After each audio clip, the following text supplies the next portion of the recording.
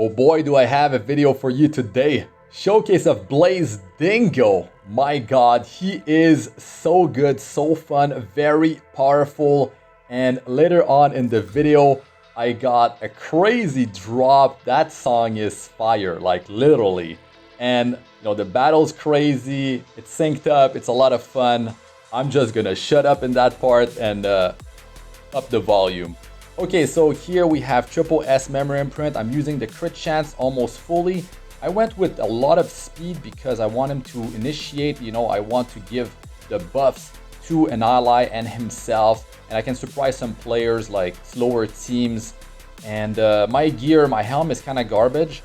The helm, I'm gonna re-roll the health percentage for attack percentage. The ring and boots are pretty insane. The neck is pretty decent too. So I went with the Unity artifact because if they have Moonlight Dreamblade, you know, maybe evasion-based heroes, I can actually land my attack. So that's good. And I want to have the damage increase permanently because when he does the skill 2, the AoE attack, when you land a crit, it combos into skill 1 and attacks a random hero. And I want the damage increase all the time. So the Unity artifact works great. And he has greater attack buff from his exclusive equipment. Okay, let's start it off here. I'm going to give attack buff to Vildred because maybe Alexa's basket triggers on Arbiter Vildred. I could have given it to actually Caides. That would have worked real good. Look at this damage. Like, this is a really thick team, guys. So remember that. You'll see some of the teams that I fight, man, the damage is completely insane. And the super crazy thing about his skill 2 combo it to the skill 1 is that the skill 1 can attack a random hero. So that means even if they're stealthed, like you can hit a Spectre Tenebria, you can hit like a hero that just stealthed, right? And that's real cool right there. That is super hype when it happens. Now, you don't take any damage, and if you apply immunity, like I can use the Zarjo Bazaar, and he will just have immunity. He will not take any damage and vulnerable, and the target that I apply it on as well. So if the enemy doesn't have any strip, they're gonna have some massive problems because they can't do anything about those two heroes. And man, let me tell you, some of the combos that I've done, I mean, it's just a ticking bomb. It's just, they can't do nothing about it. And it's just beautiful to see.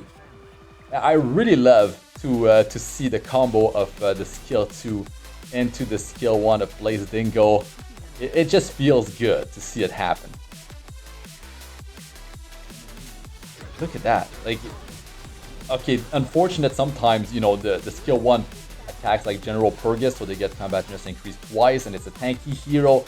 You kind of wanted to hit, of course, a softer hero, so you know, you have a quick win, but it's okay because he cannot take any damage. Now I have immunity on himself and Caides. Like, what can they do about it? They can't do anything. Like, my combo will be happening. It's guaranteed damage.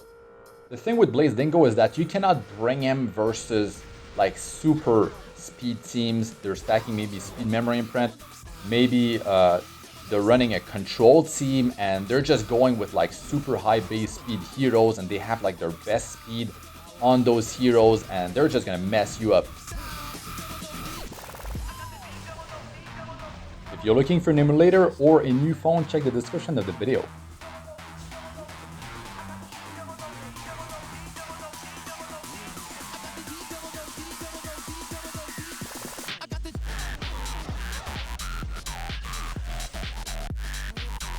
But a crazy combo with him would be Challenger Domino. I don't have her anymore because I traded her for Tempest Siren. So I'm in the process of rebuilding her and I'm definitely going to be showcasing her with him when that happens. But I'll definitely showcase him with a bunch of other heroes. He's going to be in, you know, the battles that I do, like RTA Guild War from now on. This is my first account and I'm just having so much fun with him. Like, it's insane the setup that he's able to do and the amount of damage that he's dealing, because remember, I have a few items, actually a lot of items with flat attack, and it gives him big damage because his base attack is 880.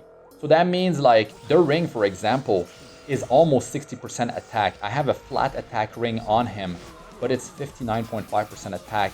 And I even have, what is it, 23% attack on the substat as well. So, I mean, he gets so much value on that ring, it's ridiculous. And you can do stuff like that. Like you can put gear that has flat attack on him that you might be, you know, holding, and you're like, that's not really good. Like, I don't know who I can put that on. But if you have a flat main stats ring, he could definitely be a good contender. Now for the boots, like flat attack boots, not really, because you want speed, because you want him to go first, and you want him to, of course, put the attack buff and the invulnerability buff on an ally.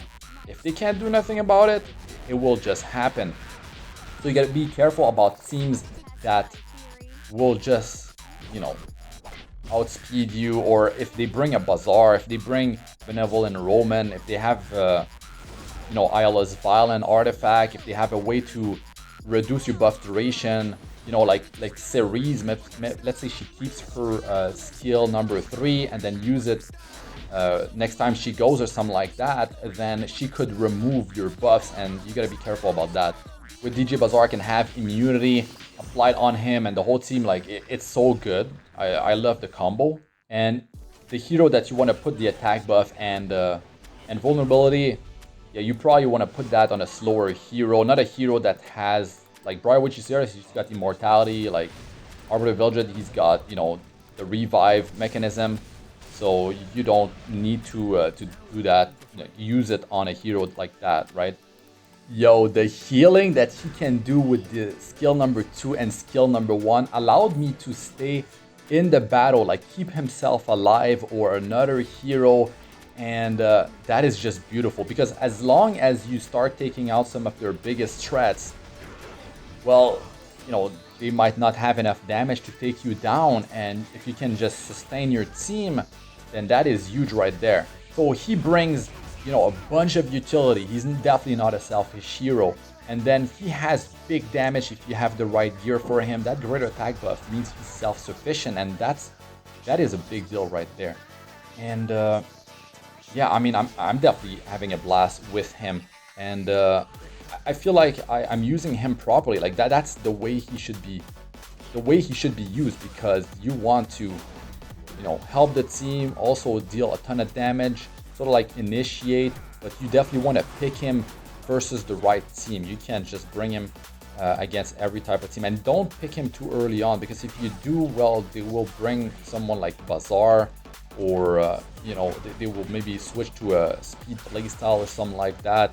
Something that I really like is that you can bait Selene. So you use his skill 3 and you buff up someone on your team. They have the highest attack, or he has the highest attack because he's got great attack buff, let's say, and you will not be taking any damage from Selene. The big deal right there, man.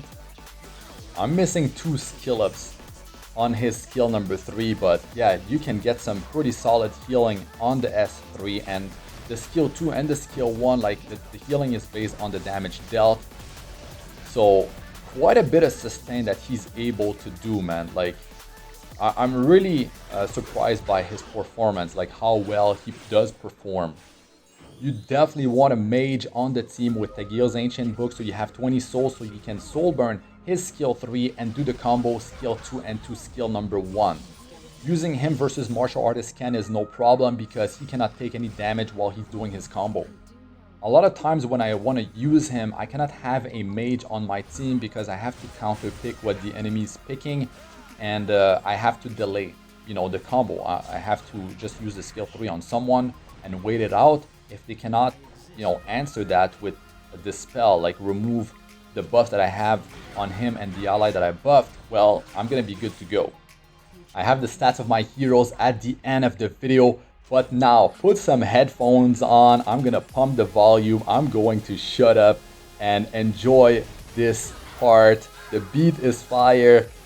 The drop is amazing, and yeah, I had fun syncing the battle up with it. So enjoy this part, guys.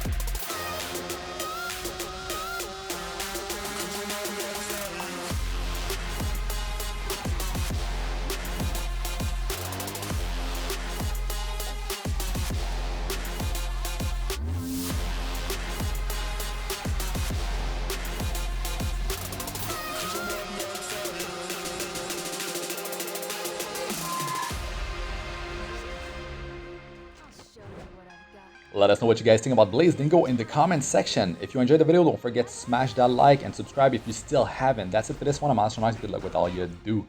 Peace out for now.